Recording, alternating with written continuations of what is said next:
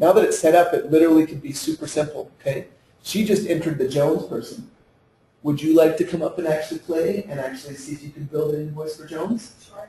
Okay, great. That'd be great. Shannon, can you talk her through it? I'll just kind of be back in the background, if you will, just kind of watch, but like.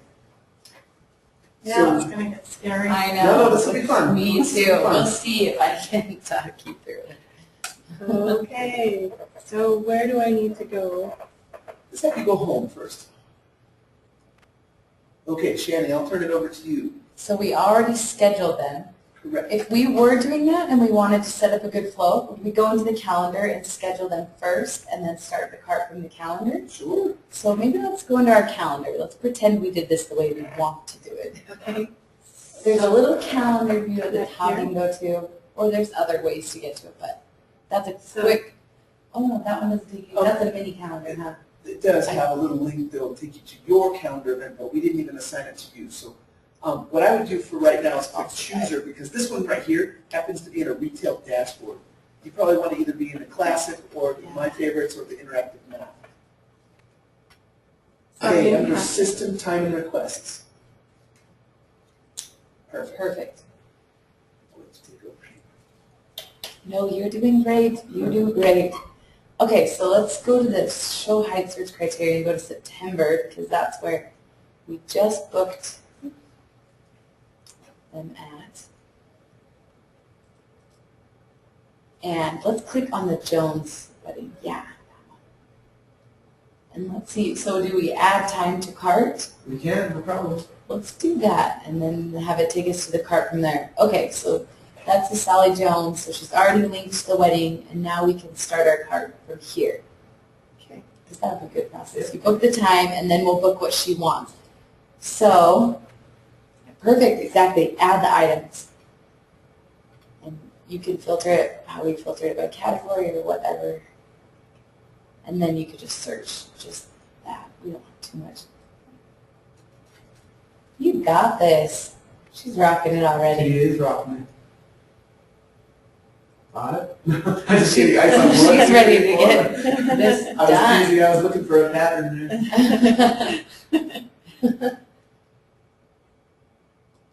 Okay, so now they need to be charged for their venue, right?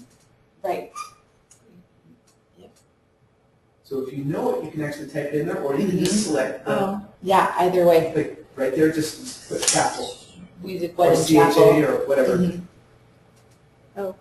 It found Sorry. everything that has the word I found wedding. I put wedding in all the descriptions. oh. There's Which the is wedding nice, chapel. because I could say, I want one of these, and I want some decorations, right? And Yeah, you Yep. could search by wedding and just see everything on one page like too. if you had it set up efficiently so that you could just do this. Yep, Yeah. absolutely. That'd be a great way to go. I think I did everything else. And if you wanted to make it so you're like, I always need to ask them these questions. How many people? How many this? I would set it up in a thing called a recipe.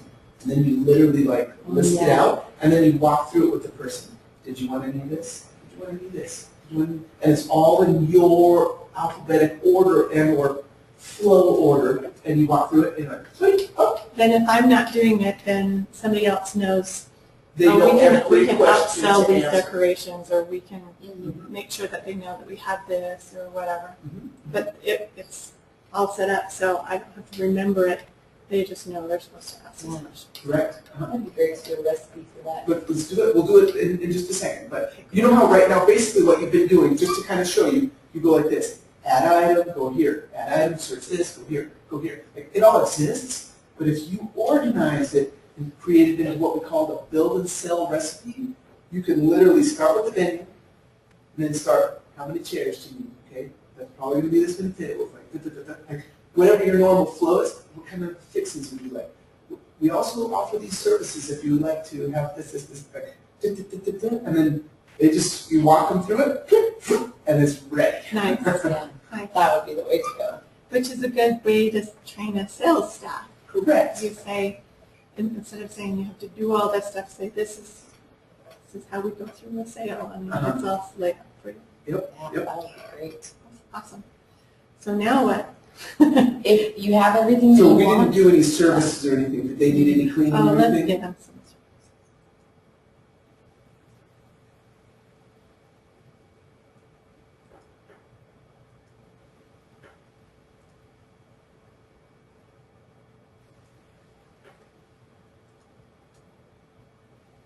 So now it shows their labor costs as well. Correct. And they haven't paid their deposit, so, but everything else is ready. So currently you're in the shopping cart mode, so technically it hasn't even really like stamped it clear to the invoice level. You're kind of in this quasi-flex. It's actually going to be tying itself to that element of time as well. yeah, right there. That's what it's showing. It's because that's where you Like this. started. Yeah. So it went through this It whole shows up. thing. Okay. So right now, like literally, if you were to walk back for a second, what you are is you have a customer, which is Jones, okay? You have an element of time, which happens to be number 2. You have a whole bunch of items, and you're bringing everything together into this one little shopping cart. And you haven't checked out yet, so it's just in virtual memory, you're gathering. It's right here. It's like, okay, cool, what's next? So now it's time to It would be check out. right here. Then how did they pay? Or did they pay? And where you had said they didn't deposit, they could just go on count. And then they would owe you for the whole 1,000. You could Alright. click that box just above, yep, that tiny Okay. little box. And then they would owe me for everything. They would owe you for everything. Let's do that. And then create invoice. Correct. So once you do that, this actually goes, and right now there's set up for the 3-inch format. That's a setting. We can flip that. That's a setting. Go scroll up to the top and click View for just a minute. Here's your invoice, okay? But it's technically tied. If you scroll down, it's tied to elements of time. A link right to item number 2 from at 9:20, and they currently owe you $1,000, and it's tied to Jones. And if you were to go to Jones, it would say, hey, you owe me $1,000, and like. So scroll up just a little bit. Let me show you this. Click on More Options for just a minute.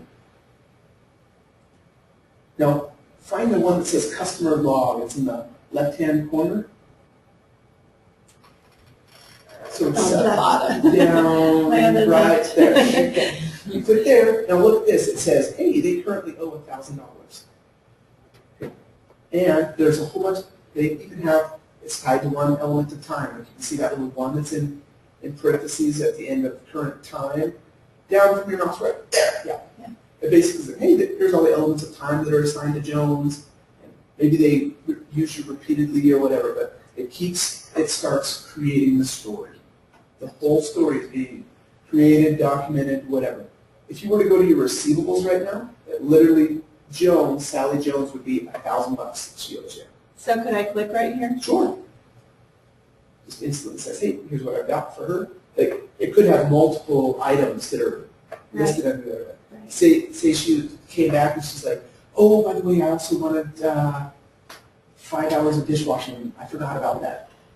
If you could create a new invoice, put it on account, and it automatically just rolls it right into her It shows me all the time what she owes me. all the time, exactly what she owes you. Okay? Perfect.